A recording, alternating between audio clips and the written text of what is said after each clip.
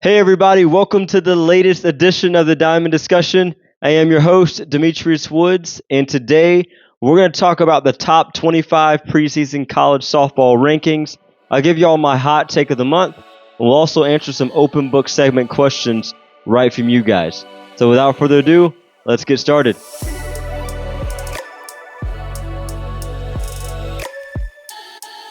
All right, guys, so we have a jam-packed show for you today. I just want to give a quick shout out, though, to one of my players, Kaylee McDonald. She recently committed to Gordon State College here in Georgia. Y'all, she's a great pitcher. Got a chance to compete against her the last couple of years, and then she joined our team back in the fall. So glad we don't have to face her. So glad I don't have to game plan against her anymore.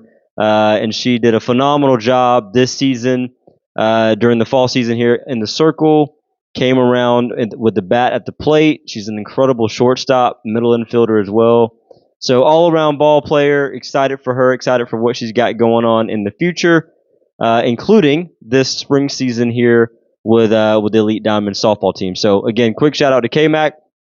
Super proud of you, and I can't wait to see what you do on the next level. But real fast. So first of all, y'all, it is a great time to be a college softball fan because everybody is starting practices the past week and a half or so. Everybody's gearing up for their first few scrimmages, exhibitions, tournaments coming up next month in February, which will be here before we really know it, honestly. So I'm pumped up about it. I hope you guys are as big a softball fans as I am. If you're not, you need to get on my level because I watch any and everybody. It doesn't matter from D1, D2, D3, JUCO, NAIA. It doesn't matter to me. I'm watching the game. I love the game. One, I study the game, but also, like I said, I'm a fan of it. I'm a fan of certain people at certain levels. Obviously, I'm a fan of all of my former players. So anyway, great time to be alive. Great time to be watching the game, and just getting a taste of what it's like to see this thing on TV. The women's sport has exploded. If I'm not mistaken, in the last 2 years, the Women's College World Series has outrated the Men's College World Series. So anyway, all that to say, not to you know, not to put down our guys by any means, but just to elevate the ladies, man. The women's sport's taken off, and you gotta give credit where it's due. So anyway, all that to say, I'm going to go through the top 25 preseason rankings. Now, I try not to put too much stock in preseason rankings because that's really kind of all they are, preseason rankings, right? You got to go out, you got to perform, you got to, do what you got to do on the field to hold on to those rankings and to make sure you don't slip, fall too much.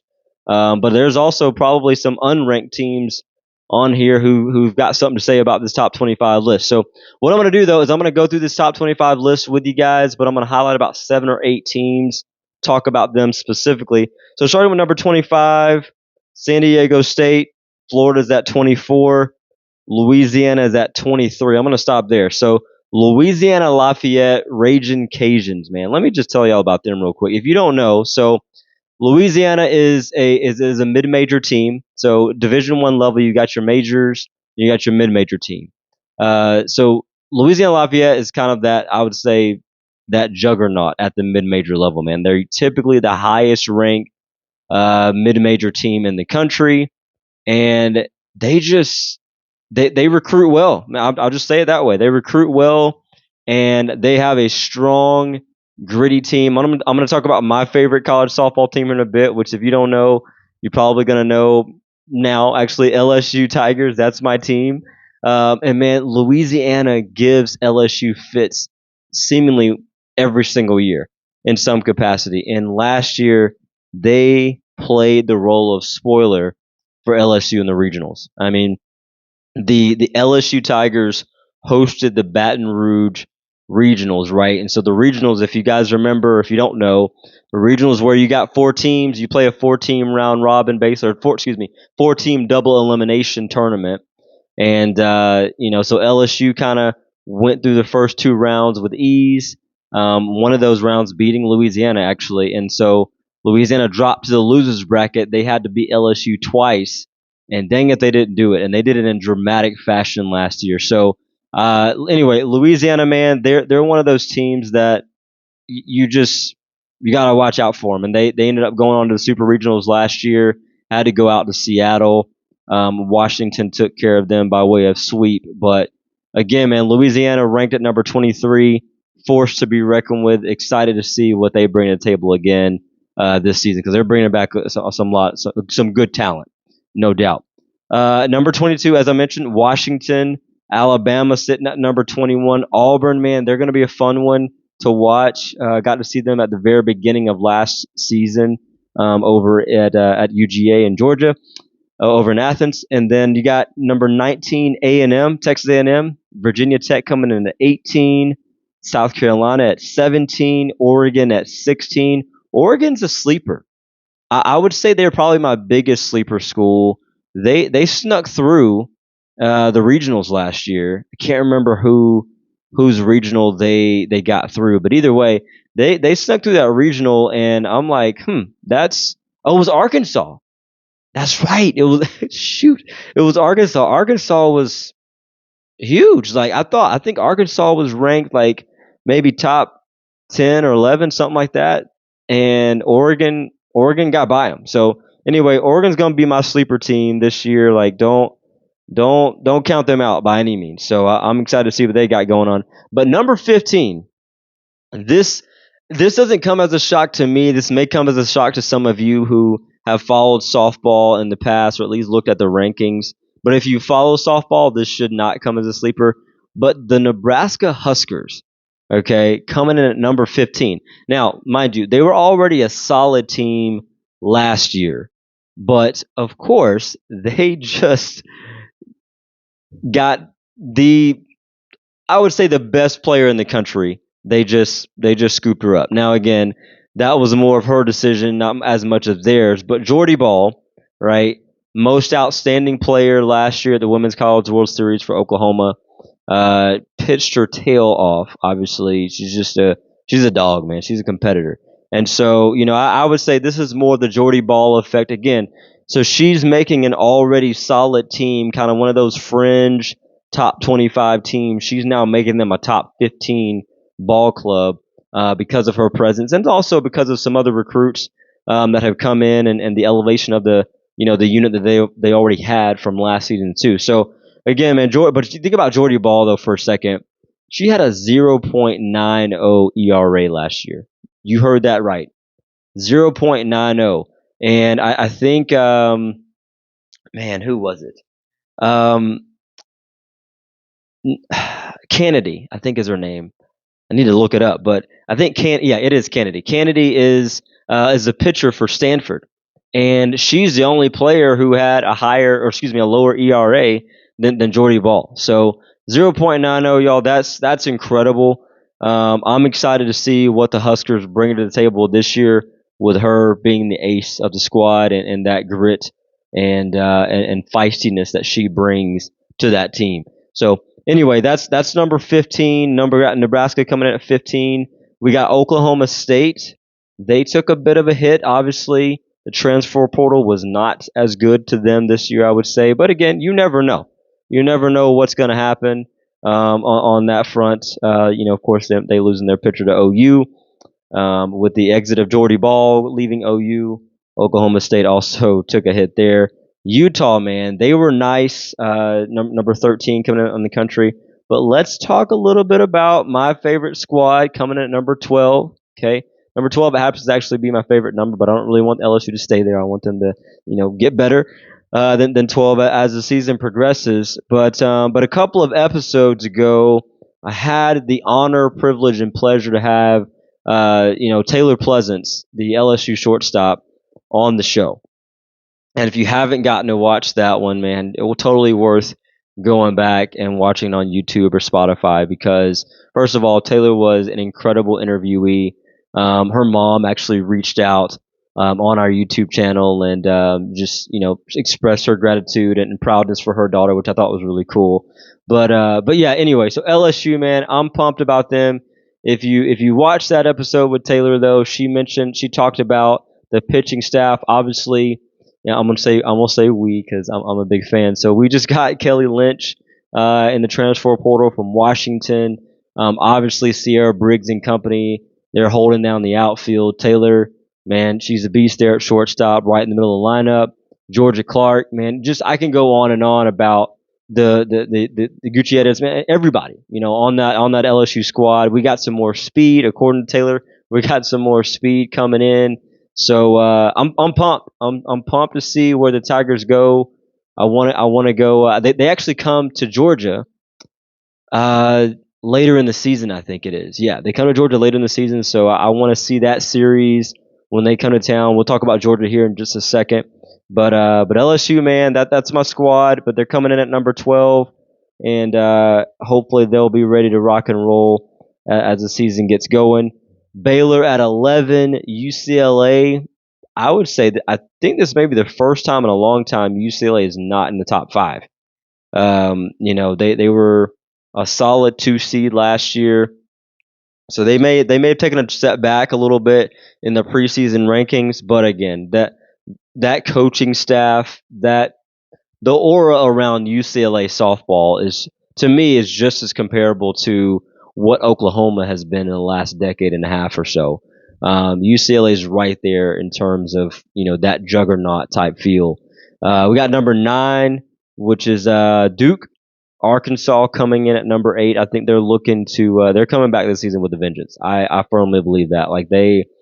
I felt like they should have won the SEC championship last year. To be honest with you, they kind of shocked me on that front, and we'll talk about the SEC champion here in just a second. But I think them getting knocked out by Oregon in the regionals, they're gonna come back and be ready to roll.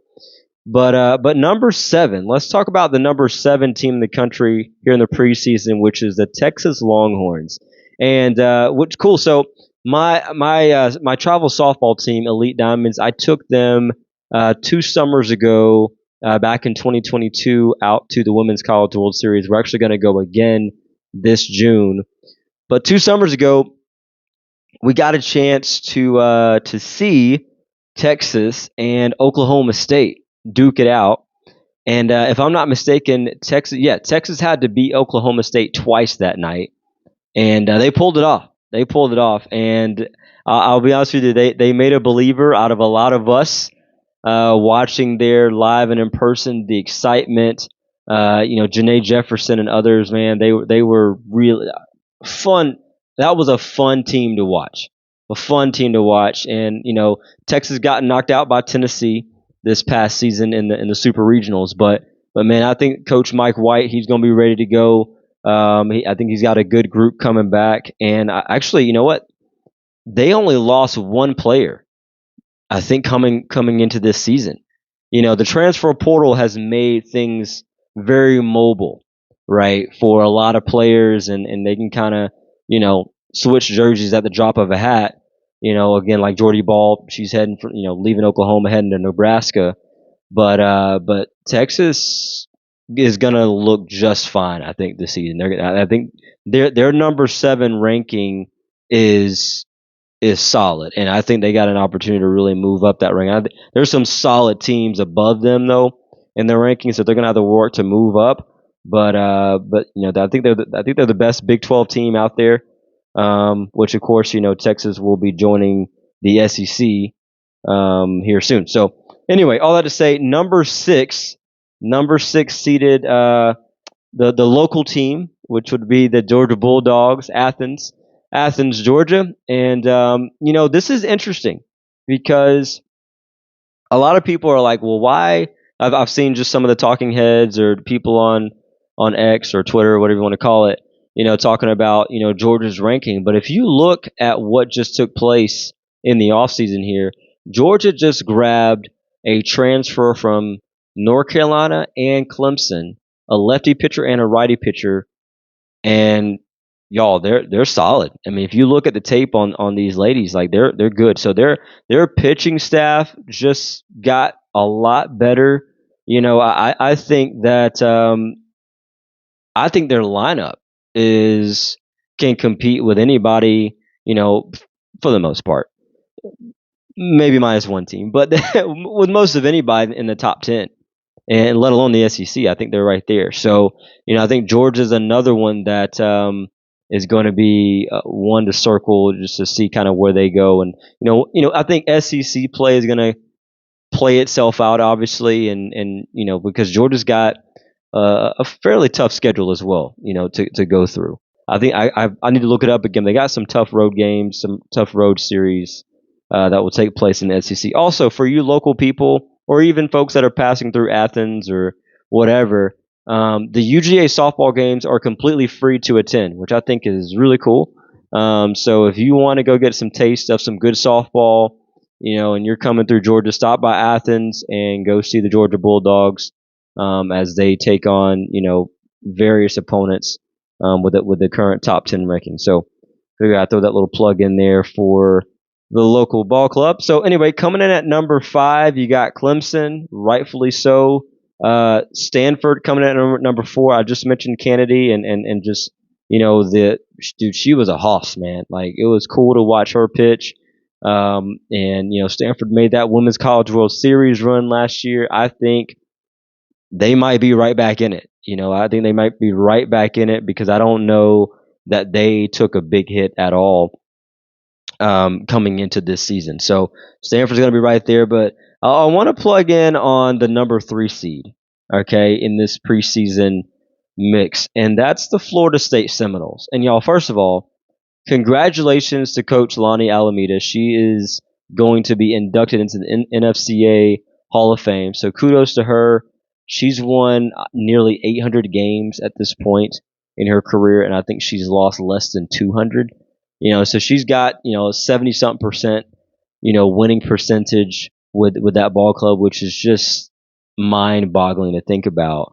For a coaching tenure that way. So Lonnie Alameda, man, congrats to her. Michaela Edenfield.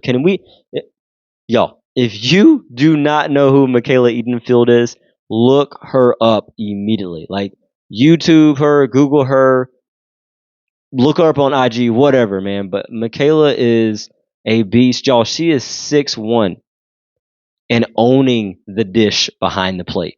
Oh, by the way, she owns the dish at the plate too, because she can hit, she can run, she can do it all. And I'm excited for this season. I'm not a Florida State fan. Obviously, I'm an LSU fan.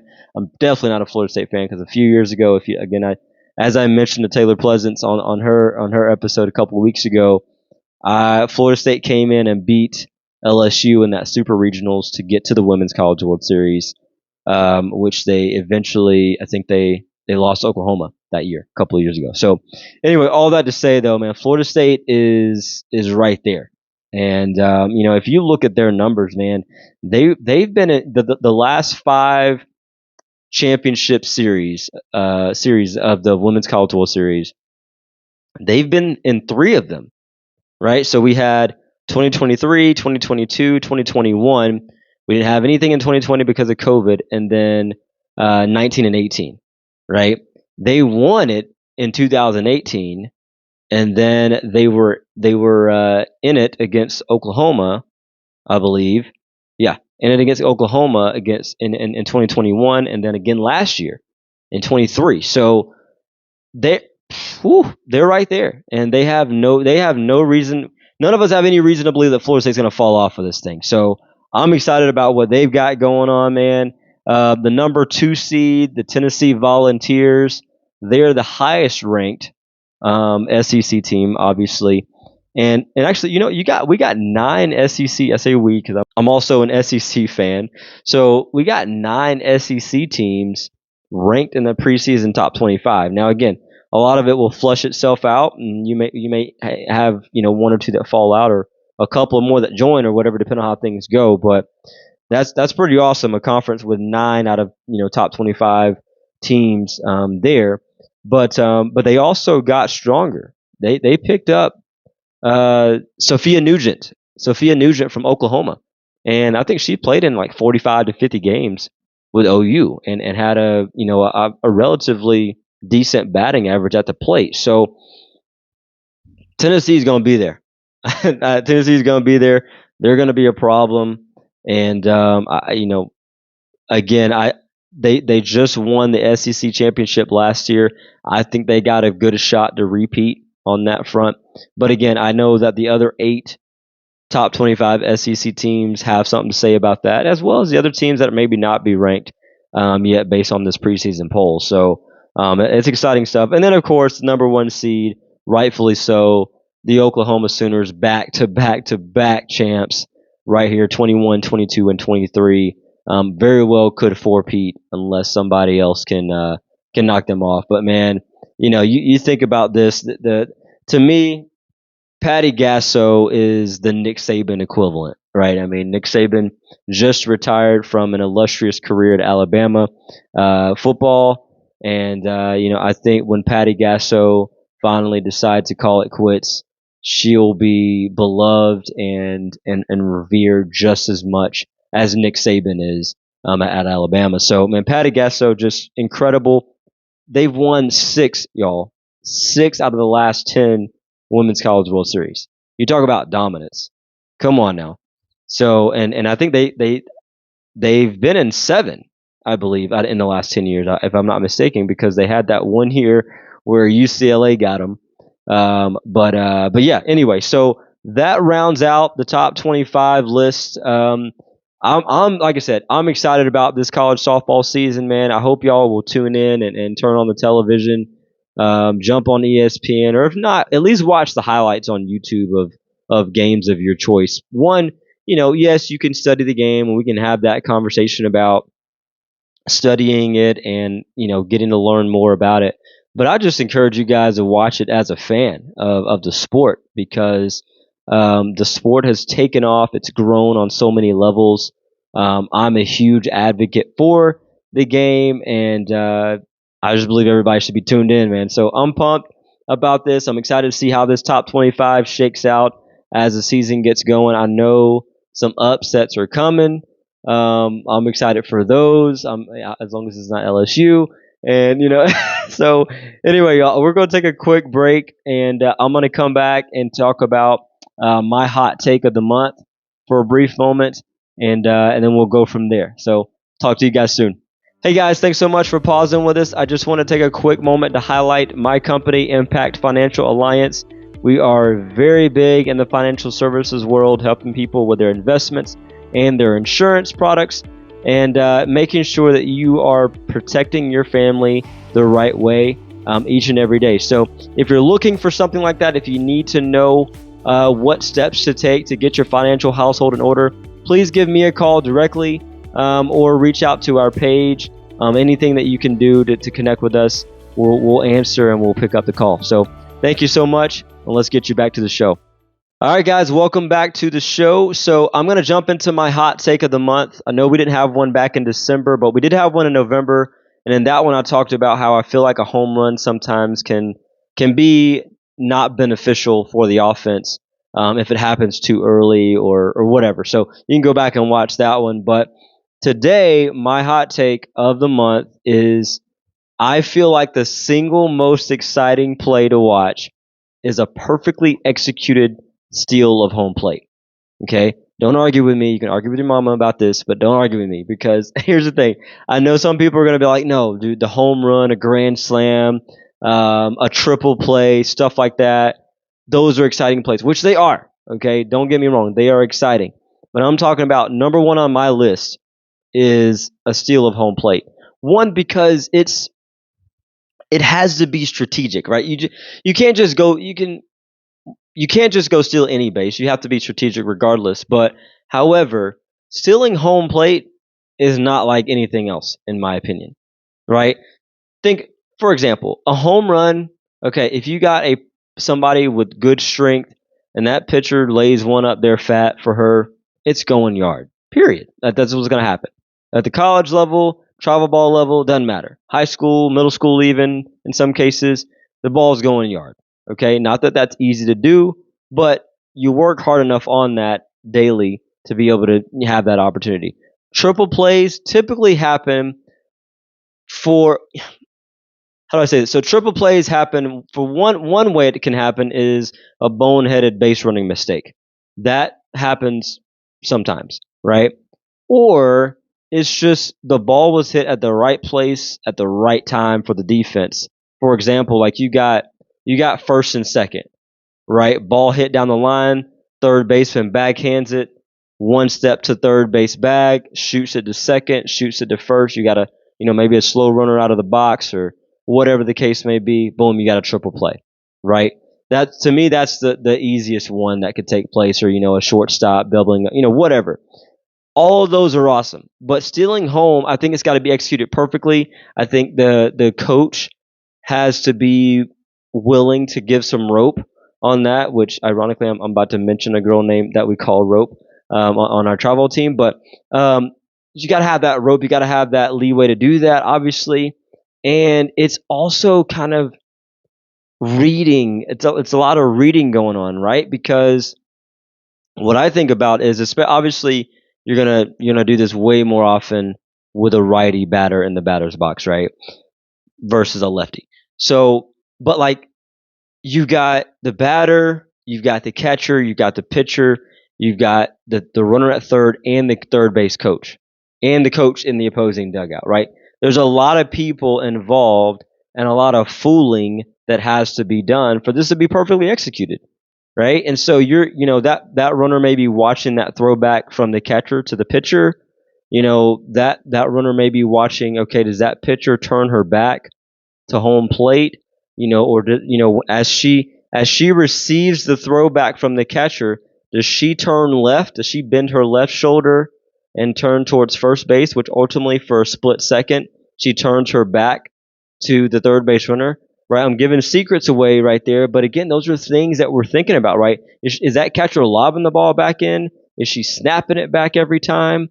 Like, is there frustration? Is there friction between the pitcher and catcher?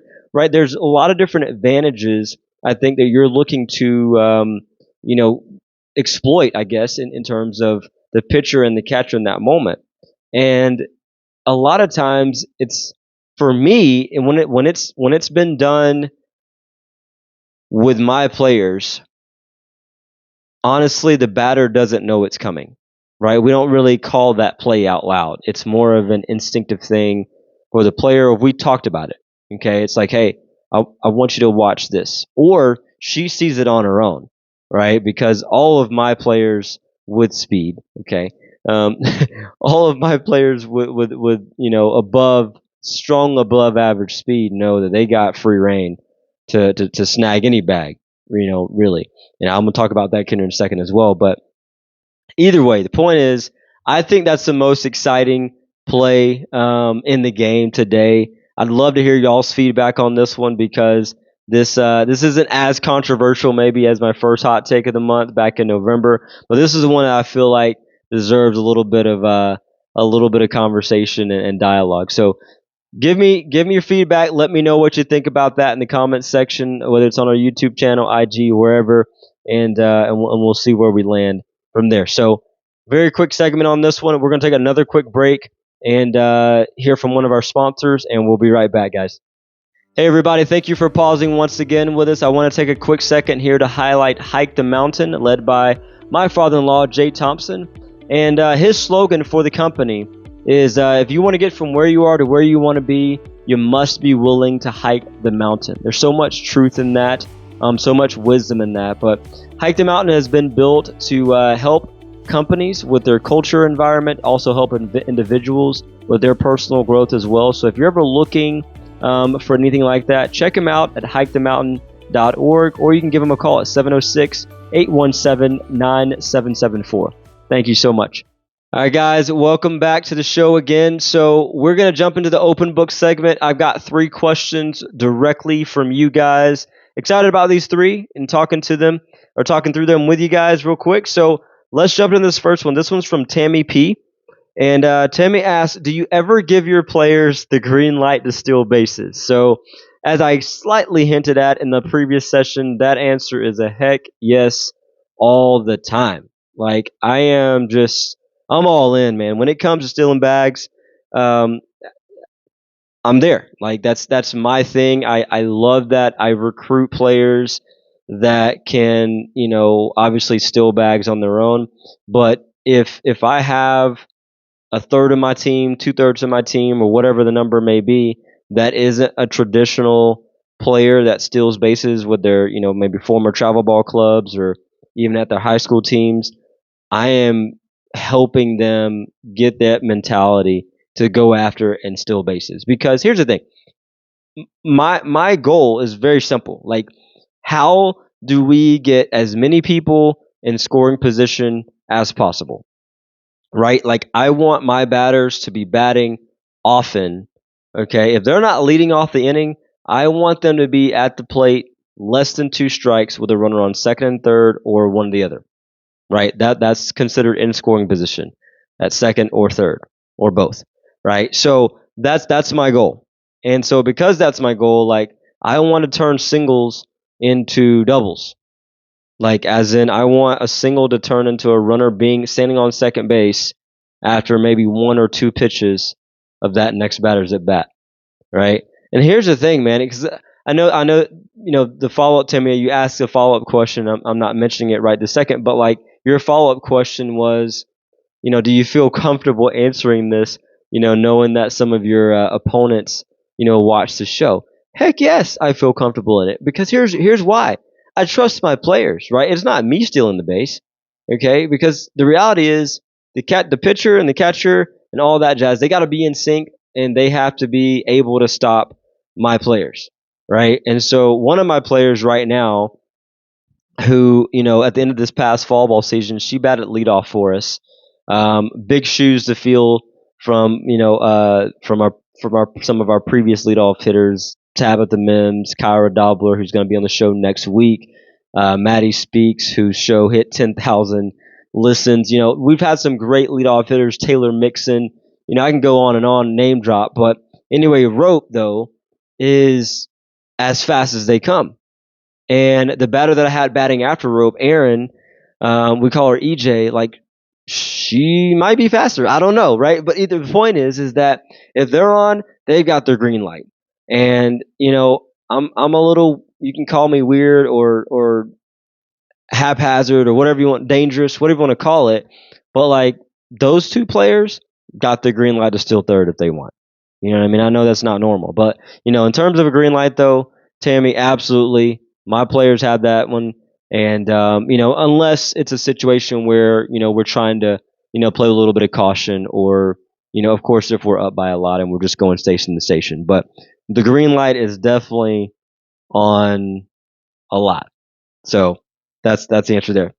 Okay, next question. So, this is an interesting one. How do you feel about players talking to parents and being on phones during the game? This is from Chris C. Which, Chris, I mean, I don't know, dude. How would you feel about that? But anyway, I'll answer it. The parent thing, like, injuries and like food and water, I would say is acceptable. Food and water. Maybe not even food, but like not in the middle of the game. But water, whatever. Like, I would much rather you get all that stuff like pregame, or in between games or whatever. And then that way, once we're in the game, like, we're able to lock in and focus on us. Everybody in that dugout is really the only important people that we need to be focused on, right? And so I consider conversations with mom or dad or brothers and boyfriends and whatever distractions. I don't really care for mom or dad coming up to the dugout saying, "Hey, this is what you need to do better," yada yada yada, whatever. But either way, I've been blessed though with some really good parents, and so they don't really step on toes. I don't really step on toes. I haven't really had that issue, but I have seen some situations, just with opponents even, where mom and dad are coming to the dugout like every second, like, "Hey, sweetie, you need a granola bar," or like, "Do you need this?" Like, no, get all that junk before the game. Like, let's let's focus on what we got going on. And then the phones thing, that is an absolute heck no. When I read your question, I almost said another word because I'm like, no, definitely not. Like, who could we possibly be texting or calling or snapping or whatever in the middle of a game that's more important right now than what we have going on together as a team, as a family, right? If it's an emergency, we got to step away from the dugout and be away. Totally different scenario, right? But just casually being on the phone and having that out, heck no, man. Like, that's what? Come on, not even close. All right, next question. So, have you thought about coaching collegiately, and do you think your aggressive offensive approach would translate there? And this question is from Michael B. Michael, that is a very well thought out question. I'll say I have, though. I've thought about it extensively over the last about 3.5 years, to be honest with you. And it's, God's got me where I am right now, though I'm perfectly um, content's not the right word, but I feel good about where I am, where He's placed me in terms of being able to add value to the lives of some high school students that are looking to go play at the next level.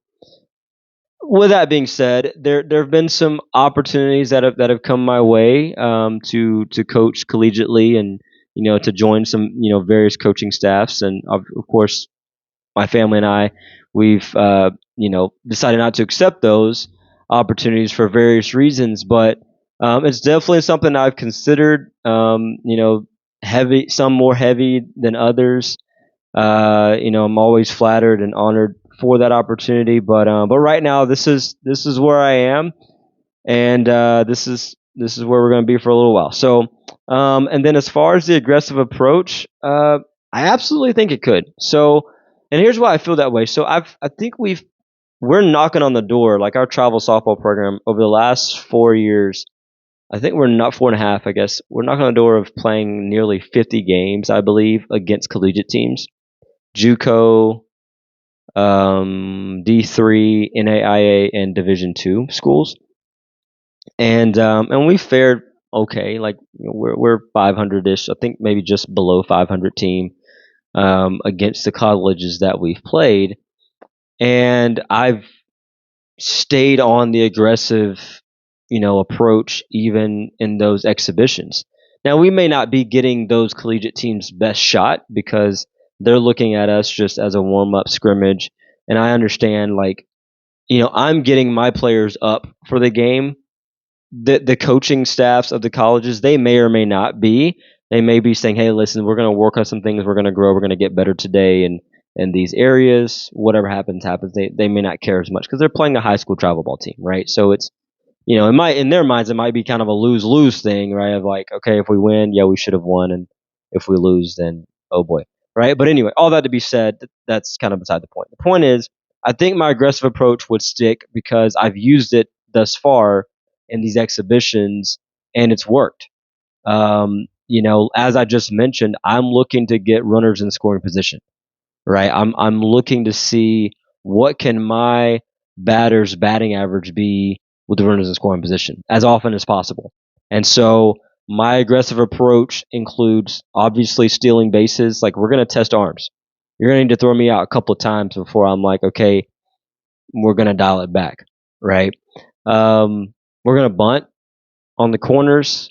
We're gonna do a lot of different things on that front. I mean, I just feel like it makes sense to advance the game that way. Everybody's not gonna hit the long ball, and so because of that, we've got to make sure that we can move people, where they need to go. So again, and I know like stronger arms because of girls in their weight room a lot more often, obviously in college than they are in high school, and catchers are bigger, stronger, faster, better, and all that jazz. But again, you got to prove it to me, man. I'm a, I know mama, all the mamas out there taught us not to play with fire, but I'm gonna play with the fire in that case until I get burned a couple of times. But if I don't get burned, like of course I see an open door. We're getting after it still. So I think it could translate, and I feel like again as I said it before, we've had some opportunities to go coach, at the next level, but perfectly fine with where we are right now, and being a blessing to the young ladies who trust me and our coaching staff to help them get to that next level. So who knows what the future holds, but for now, this is where we are. So with that being said, we're going to take one last break. I'm going to come back and we're going to talk. It's Dr. Martin Luther King's birthday week, and I'll have a few nuggets, from some old quotes of his, and we'll wrap up with a thought you should know moment right after that. So give me one quick second, and we'll be right back. Hey guys, thank you for pausing one last time on the show. I want to take a quick moment here to highlight Flow Space, which is where we get to film our podcast each and every single week. I love our office space. I love the people here, and honestly, the people is what makes it worth it even more so. But if you're looking for a space to call home, to work out of, whether you are an independent entrepreneur or you have a business where you've got multiple people that work with you, come check us out, or check us out online at goflowspace.com. But we're located right behind Parkside Main 8 Theater, right over in Greensboro, Georgia. So thank you so much. Let's get you right back to the show. Hey, everybody, welcome back to the show one last time. So, I am going to, in honor of Dr. King's birthday week, I just want to share 3 quotes of his. Obviously, Dr. Martin Luther King Jr. had played a big role in American and world history for all of us, and I feel like he's got so many quotable moments and things of that nature throughout his life. Obviously, what he meant to the African American community, but also just what he meant to the world. And he's one of the greats in terms of being a leader and showing us and giving us all an example of what it means to take charge, own your responsibilities, and be fearless. So I've got some quotes for you that I'm going to read to you real fast, and we'll talk about those real briefly and go from there. I've got 3 of them. So the first one is in reference to agape love. And if you don't know what agape love is, that is the strongest form of love. That is God love, so to speak. And so Dr. King's quote says, it is an overflowing love which seeks nothing in return. Theologians would say that it is the love of God operating in the human heart.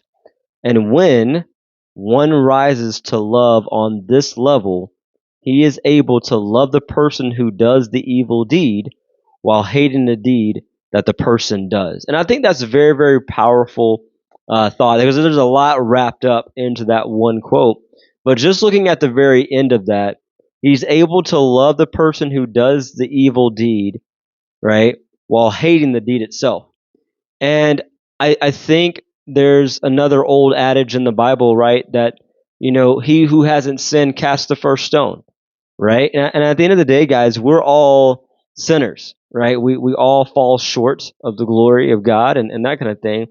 However, we none of us have the right to hate anybody necessarily, right? Because of something that they've done on that front. But I think the beauty in this quote right here, because Dr. King went through a lot, right? He, his family, the people that followed him during that time, it was very just evil filled time, right? And so you think about that on the grand scheme of things, like people throwing things at you, spraying you with fire hoses, doing the whole 9. How can you possibly still find love in your heart for those people, right? In those moments, in those times, right? And some way, somehow, though, he was still able to do that, and I think that's very admirable. To me, that's incredible. And so for us as people in this day and age, 2024, where those things go on few and far between, right? Day to day life is way different for everybody, all of humanity, at least in the United States right now. And so, I think about it on that perspective, guys. Love love should lead the way. And I sign our show off. I'll do the same thing today with telling you guys that. And I hope that never gets glossed over, because love, man, it's a powerful thing. And it's something that I firmly believe that if it's in your heart truly, for the people in your circle, outside of your circle, on your social media, wherever, like, it costs us nothing, $0 to be nice to people. It costs us nothing to love people. Fine, hate the sin, but love the person, because you sin just as I do, and we're all that way, right? Where it's human nature to do so, but it's a great thing to be able to love one another. So anyway, love that quote by Dr. King. The second one is, he says, the ultimate measure of a man is not where he stands in moments of comfort and convenience, but where he stands at times of challenge and controversy. And Dr. King's quotes, he was all about alliteration and Sometimes he would rhyme or he would use metaphors and things like that, similes and whatnot. But I love that. You think about comfort and convenience versus challenges and controversies, right? Where do you stand in both of those arenas, right? Because it's easy, as we all know, when things are comfortable and nice and easygoing and convenient, like it's easy to stand tall and puff out that chest, and be the big man on campus, so to speak, right? But what's it like when times are tough? Okay, and obviously Dr. King is talking about something way bigger. He's talking about life, right? But way bigger than our game necessarily. But if you were to apply this same, you know, quote to our game, right? How does it feel when you're up 12-0? You know what I mean? And you're in travel ball game and the timer is about to run out. Right? You feel good about yourself, right? And it's easier, I guess, so to speak, to walk off the field. You just had a 3 for 4 day and at the plate and turned a couple double plays or whatever, and you're feeling good about yourself, right? You're feeling about the team. You're loving each other a little easier. You're smiling, you're joking around, you're cutting up or whatever. But what's it like when you get smashed in the mouth 12-0? Right? And that timer is about to go off, and it's been a rough go, right?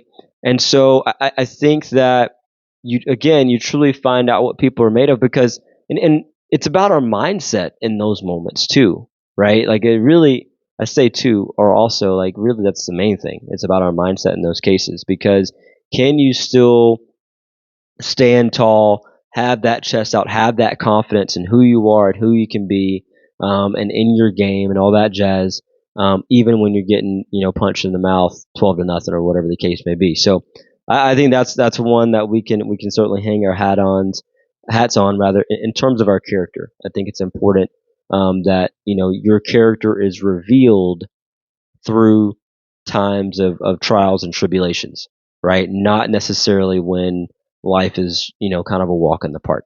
So the third and last one here is he says, somewhere we must come to see that human progress never rolls in on the wheels of inevitability. That's a beautiful way to put that. And ultimately what he's saying there is that the laundry ain't gonna wash itself, right? Like human progress isn't necessarily something that is just gonna happen because it's just gonna happen. You know what I mean? That's not how it works, right? We have to manufacture human progress.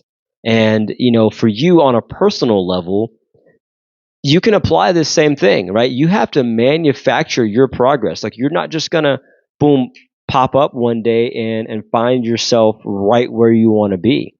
There's work to be done. There's challenges and obstacles to go through. There's victories to be had along the way before you can truly reach whatever destination that you've set out on, right? And so you think about that just from, some of you high schoolers out there trying to go play college ball, or, some of you in college right now trying to graduate, college with flying colors and to be able to get a job at the next level, or, if you're watching the show, you're trying to have a baby, you're trying to get married, or, trying to find that next job or career or start that business, or whatever the case may be for you and wherever you are in your life right now, you got to go do it though. There has to be action behind those wants, right? We talked a little about last week, I believe, New Year's resolutions and things of that nature. Like, okay, fine, great, but are those resolutions being focused on in July, in September, and November? Or is it just like January 1 and then it fizzles out before Valentine's Day even hits, right? So, again, all that to be said, like human progress is not inevitable, right? Your personal progress is not inevitable. Like you got to go make something happen. You got to go get it done. You got to, get after it, right? So, and that's my encouragement to you guys, is that you do that. You go get after it, you go get it done, and you be the best version of who you are. Because I firmly believe, guys, that the best version of us is um is yet to be seen, right? We can always be better tomorrow than we are today. And so because of that, if we're consistently daily on a daily basis striving to be the best version of us every day, we should get a taste of what it's like to have that progress that Dr. Martin Luther King Jr. is talking about in this specific quote. So, anyway, happy birthday, Dr. King. We love you. We appreciate the advancements that you made in the various communities that you served, and the example that you are and that you were for this world. So, I'm going to give you guys our thought you should know moment for the day, and then we're going to wrap up this show. And this quote here is from Robert Kiyosaki, motivational speaker. He's written multiple books.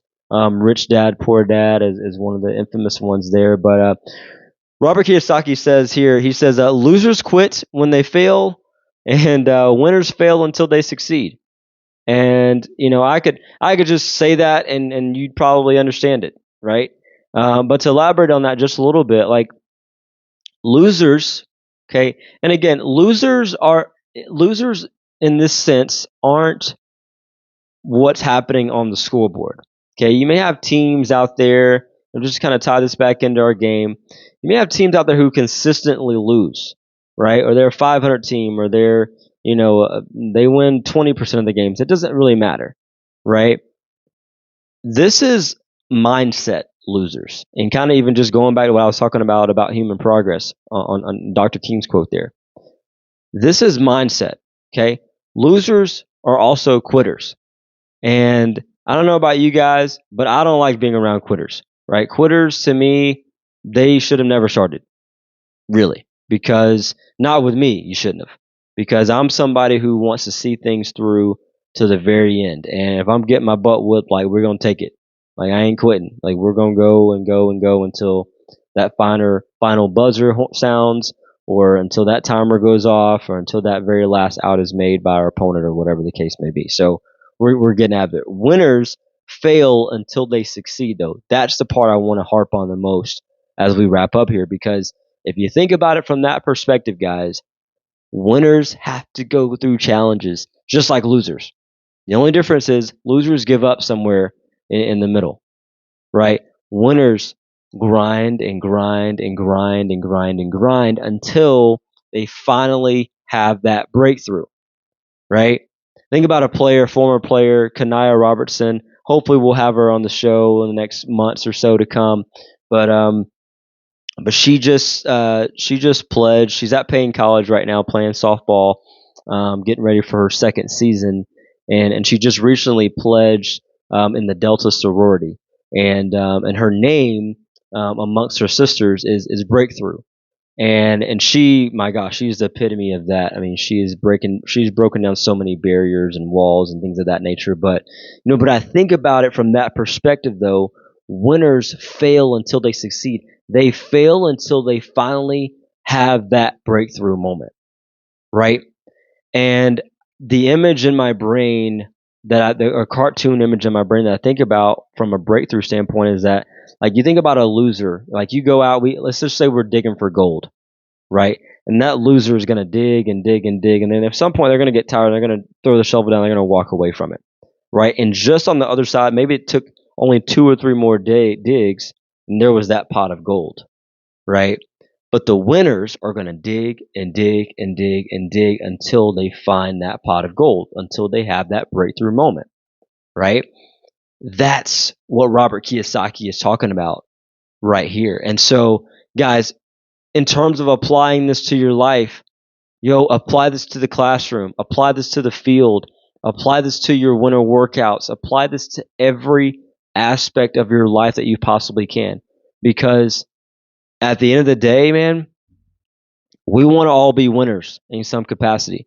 But do you have the will to win? Do you have it within you to win on all levels, no matter what? Putting those excuses aside. All right, I talked about last week, one of my acronyms that I use is called Whitney. WITNE. Whatever it takes, no excuses. That's what winners do. So, guys, I hope you've enjoyed the show today, though. I hope you've enjoyed the motivation here on the back end of it as well. I'm always looking for your feedback, always grateful for you tuning in, and I hope it's adding value to you. But we are going to sign this show off like we always do, guys. At the end of the day, guys, let all you do be done in love, because truly, that's what makes the world go round. Thank you so much, and we'll see you next time.